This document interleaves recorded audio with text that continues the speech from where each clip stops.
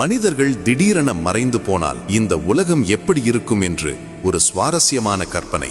மின்சாரம் உற்பத்தி செய்யும் நிலையங்களில் பணிபுரிய யாரும் இல்லாததால் சில நாட்களிலேயே மின்சாரம் துண்டிக்கப்பட்டு நகரங்கள் இருளில் மூழ்கும். காடுகளிலிருந்து விலங்குகள் நகரங்களுக்குள் நுழைய ஆரம்பிக்கும். சாலைகளில் மான்களையும் நரிகளையும் சாதாரணமாக பார்க்கலாம். குழாய்கள் வெடிக்கும், பாலங்கள் இடிந்து விழும். ஏனென்றால் அவற்றை பராமரிக்க யாரும் இருக்க மாட்டார்கள். ரயில்வே தண்டவாளங்கள் துருப்பிடித்து புல் செடிகள் முளைத்து ரயில் பாதை இருந்த சுவடே தெரியாமல் போகும். மனித நாகரிகம் முழுவதுமாக இயற்கையால் விழுங்கப்பட்டிருக்கும். கான்கிரீட் காடுகளாக இருந்த பெருநகரங்கள் அடர்ந்த காடுகளாக மாறியிருக்கும்.